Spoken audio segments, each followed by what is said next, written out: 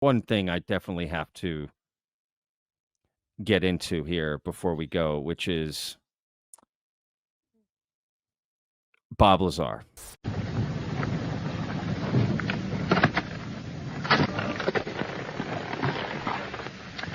Hi, I'm Bob Lazar. During late 1988 and early 89, I worked on the propulsion systems of extraterrestrial vehicles for the United States government.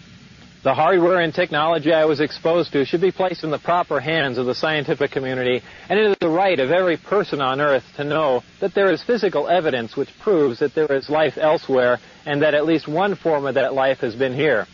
For those of you whose information about me is limited to this video, I'll give you a brief background. I made a video about it. Jesse Michaels had put out a tweet that he was basically convinced of the base story of Bob Lazar based on conversations that he had had with you. I don't know. Is that fair to say?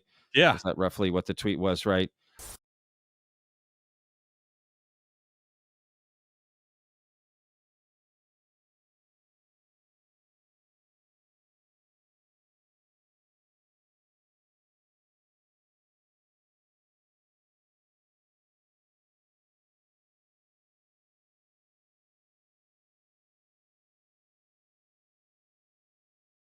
I guess I'm just like curious, like what did you say to him? You know, I tried to cover a few things I found of y'all, but like I showed him 115, dude. I was like, look, yeah. it's right here. What do you think I told him? Like, dude, it's right here. Oh, that's hilarious. Yeah, I'm curious because I have to admit, the first time I heard it, I was enthralled by the story, but then I became like, no, man, I just don't buy this story at all. And then I remember at the new year, I said to myself, you know what? I'm going to start fresh, scratch from most stories. I just want to make sure I haven't been, make sure I'm looking at this in an objective way. And to be fair, I've never really followed through on that. So I've always been in the middle with Bob Lazar, not one way or the other. So I'm just curious, like, what did you say to him or to make him, be convinced by that? Yeah. I can't share everything because it's not for me to share. Sure. This is a lot of the things that I recently learned about Bob are from my friend Luigi Venditelli from Project Gravator, who's become a very close friend of mine. We live in close proximity, so we see each other, pretty frequently.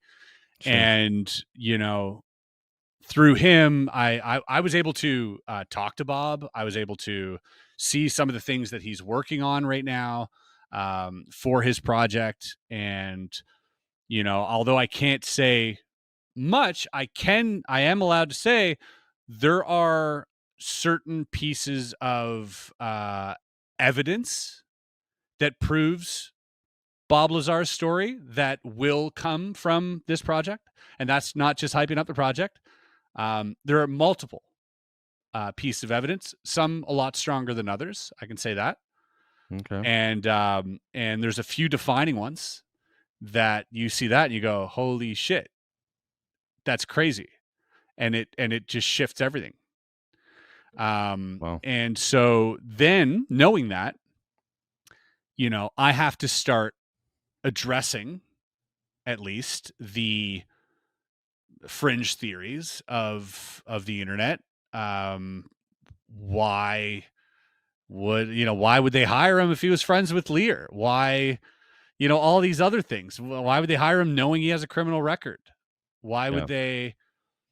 I can say these are all questions that Bob had asked himself. But John Lear did an interview later in his life.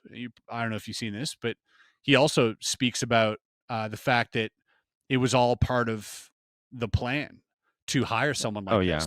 Yeah. Knowing he's friends with Bob, knowing Bob's friends with Lear, knowing Bob would have told Lear had a big mouth, he would have spilled the beans.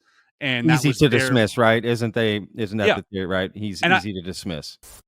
What happened is MJ12, whose headquarters is S4 up at Groom Lake, wanted to get some information out. And the MJ personnel, the original 12, have all passed away. So they get different people into these positions of MJ. 2, 3, 4, 5, 6, and taken over. It's degraded, so it's almost political now instead of like it was when Truman originally formed the MJ-12. It turns out that MJ-1, the head of MJ-12, is a guy named Admiral Mike McClellan.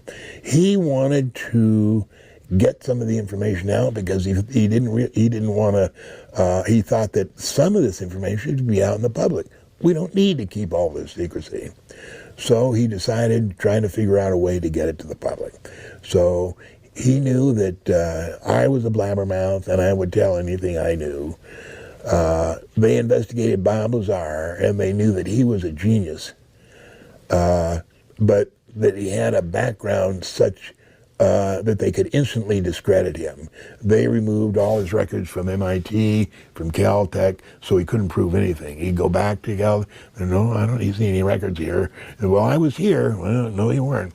And he also, up in Reno at one time, he ran a cat house there. I forget what the name of the Honeysuckle Ranch it was. So they chose him because not only could he probably help them because he was so smart, and as a matter of fact, he's the one that named ununpennium 115. He's the one that told them what that was, and they didn't know when he went there. They didn't know what it was. He was the one that told them that's element 115, and then told them why and how he'd figured it out. But they decided to pick on Bob to go up there to work at S4 because they knew that Bob would tell me instantly and that I would blab the whole thing.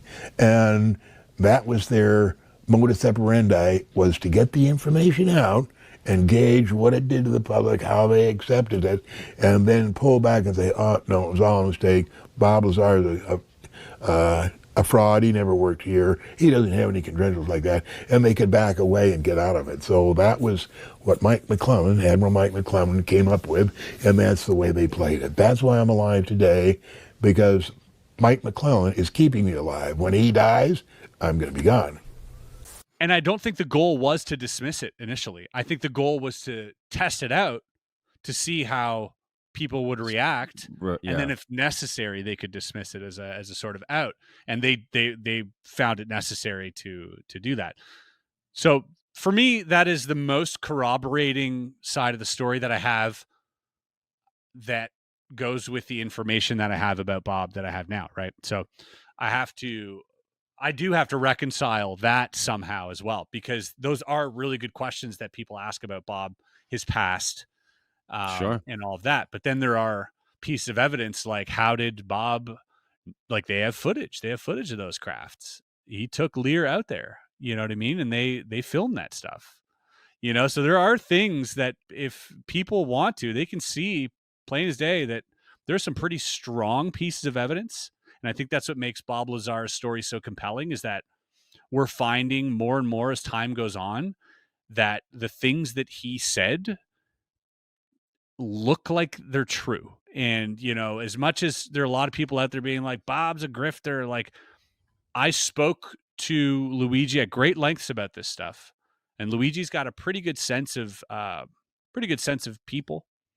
He's, you know, you can call your bullshit. He sees past it. I trust that he does. And he's like, man, I spent time with this guy, like a lot of time in the last 3 years, like at his home with his horses and his like farm animals and his wife who loves him dearly, you know, and I've seen nothing but a genuine person, and his story's never wavered. It's never changed. And he's prodded, like Luigi worked for MUFON for 19 years. He knows a lot about this stuff. He's prodded him. Oh, that's interesting. And it's been nothing but cool.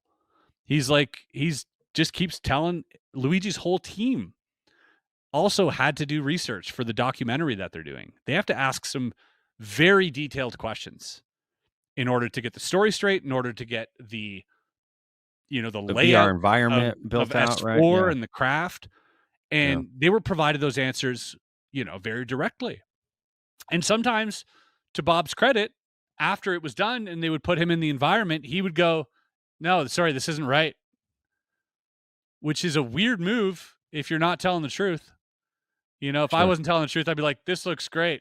Looks great. Great job, guys. It's exactly what I saw. No, he's Yeah. like, no, this was smaller. They're like, but Bob, you said 40 meters. He's like, yeah, maybe, I guess 32 meters, I guess. This just looks too big for me. And, so he would make those adjustments, and there's a lot of little things during the making of this, of S4 and all of that, little tiny little things that just keep corroborating, the fact that he was there, and Luigi told me one time they were driving, and again, like this is a conversation that Luigi can have about this stuff. But Sure. he told me, he's like, one time they were driving, and they were in the DeLorean, I think, too, which is like the most badass thing. Just Yeah, being in the 100%. DeLorean with Bob Lazar Yeah. is pretty sick. Yeah. So they're in Vegas. Sounds like a fever dream, but they were in the DeLorean, and I think Luigi was like prodding him about all these things, and like the internet saying this and that, and I think Bob like got visibly frustrated with him, and he's like, listen, man, like all that doesn't matter. What matters is I was there. And he got really frustrated with him and told him straight up, he's like, stop. Like everything you're saying is whatever. I don't care what they say. I was there. And, that's not a conversation that would have ever gone public. That's just like them two and him getting just being like, hey man, please just stop this. Like, let's get over this fact and let's move on. Sure. And so that, on top of 1,000 other things that I've heard, seen, lead me to believe that, one, Bob is telling the truth about a lot of this stuff. Two, Bob is purposely omitting a lot of stuff. And I think that has to do with not only protecting him, but protecting other people as well.